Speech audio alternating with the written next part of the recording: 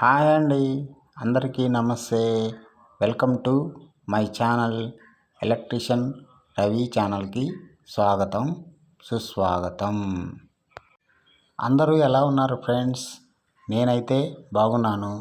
అలాగే మీరు కూడా అందరూ బాగుండాలని కోరుకుంటూ మీ ఎలక్ట్రీషియన్ రవి. ఈరోజు వీడియో వచ్చేసి మేమైతే ఒక 3 ఫేజ్ సర్వీస్ అయితే ఒక బిల్డింగ్కి కట్టడానికైతే వచ్చాము ఫ్రెండ్స్.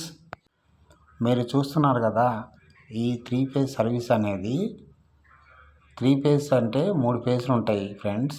ఈ 3 ఫేజుల్లో ఒక ఫేజ్ అయితే ఆగిపోవడం జరిగింది ఫ్రెండ్స్. 3 ఫేజుల్లో ఒక ఫేజ్ ఆగిపోతే ఇంకా 2 ఫేజులే ఉంటాయి. 2 ఫేజులే ఉంటాయి కాబట్టి ఒక ఫేజ్ పోవడం వల్ల ఆ లోడ్ మొత్తం ఈ 2 ఫేజుల మీదే లోడ్ ప్రెషర్ అనేది పడుతుంది అన్నమాట. అప్పుడు ఆ ఒక్క ఫేజ్ పోవడం వల్ల ఆ ఫేజ్ ప్రెషర్ కూడా ఈ 2 ఫేజుల లోడ్ మీదే పడుతుంది. ఈ 2 ఫేజుల మీద లోడ్ అనేది పడడం వల్ల ఫీజులు అయితే పోవడానికి అవకాశం అయితే ఎక్కువగా అయితే ఉంది. అందువలన మనము 3 ఫేజ్ కనెక్షన్ అనేది కరెక్ట్గా ఉందా లేదా అనేది మనం చెక్ చేసుకోవాలి.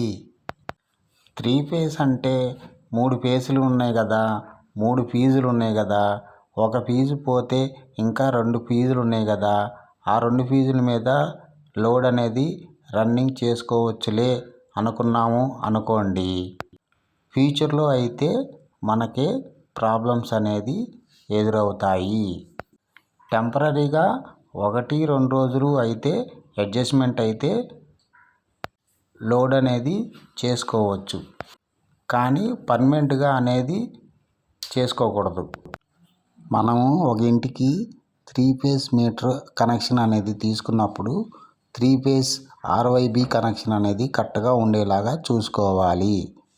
ఒకవేళ RYB అనే 3 ఫేజుల్లో ఒక ఫేజ్ ఏమైనా ప్రాబ్లం వచ్చి ఒకవేళ పోతే ఎమ్మటే మనమైతే చెక్ చేసుకొని దాన్ని రీఫై చేసుకోవాలి. మన ఇంటికి 3 ఫేజులు ఫస్ట్ వస్తున్నాయా లేదా అనేది మీటర్ దగ్గర అయితే ఫీజుల్లో కట్అవుట్లో అయితే ఫస్ట్ చెక్ చేయాలి. అప్పటికి రాకపోతే కరెంటు పోల్ మీద వస్తుందో లేదో చెక్ చేయించాలి.